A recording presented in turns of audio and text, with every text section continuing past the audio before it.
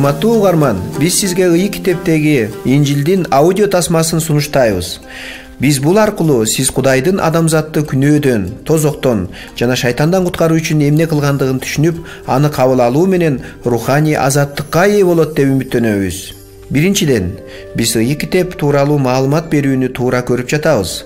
Ыйык китеп бул эмне деген китеп? Бул кудуреттүү, Кудай бардык адам баласына жөнөткөн Ыйык китеп жана Кудайдын сөзү. Ыйык китеп 1500 жылдын ичинде жазылып бүтүп, Кудайдын рухуна ашыктанган 40тан ашык пайгамбарлар колдонулган. Ыйык китеп 2 бөлүккө бөлүнөт жана Эски Осуят менен Жаңы Осуяттан турат.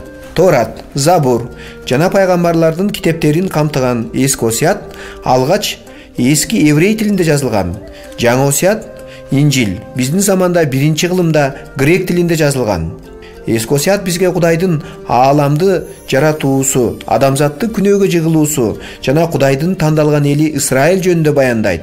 Эски Осуят өзүнө пайгамбарлардын китептерин, Забур жана Сулаймандын акыл сөздөрү китептерин дагы камтыйт.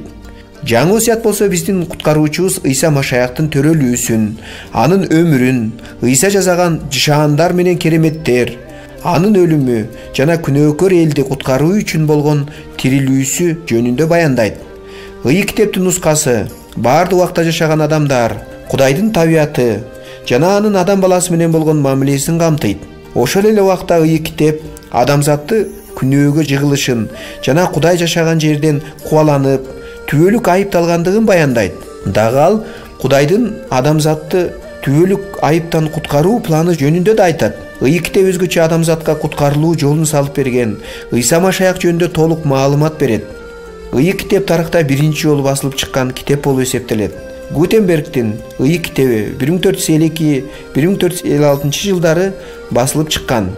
Ыйык китеп басылып чыкканда көптөгөн адамдар анын окушкан жана дүйнөдө сабаттуулар көбөйө баштаган. Бул дыйкандын үйүндө да, интеллигент адамдын үйүндө да эң маанилүү китеп болуп эсептелет. Ыйык китеп дүйнө жүзүндөгү көптөгөн элдерге өзгөчө таасирин тийгизген.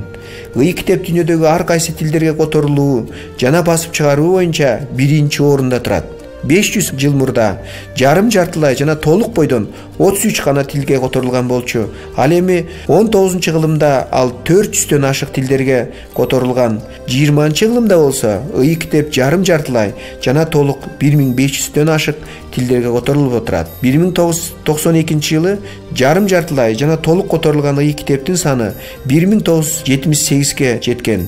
Дүйнөдөнүн 2% өз эне тилиндеги Ыйык китепке али ээ боло элек.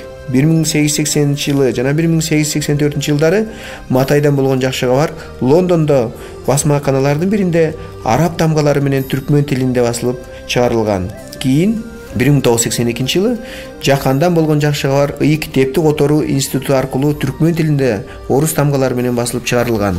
Инжил деген сөз Евангелие деген грек сөзүнөн келип чыккан, жакшы кабар дегенди түшүндүрөт. Же болбосо биздин тилибизче сүйүнчүнү билдирет. Ыйык китептин акыркы жана эң маанилүү бөлүгү болгон Инжил адамзаттын жалгыз куткаруучусу Ыйса Машаяк жөнүндө айтылат. Инжил биздин заманда 1 кылымда жазылган жана өзгөчө 27 китепти камтыйт.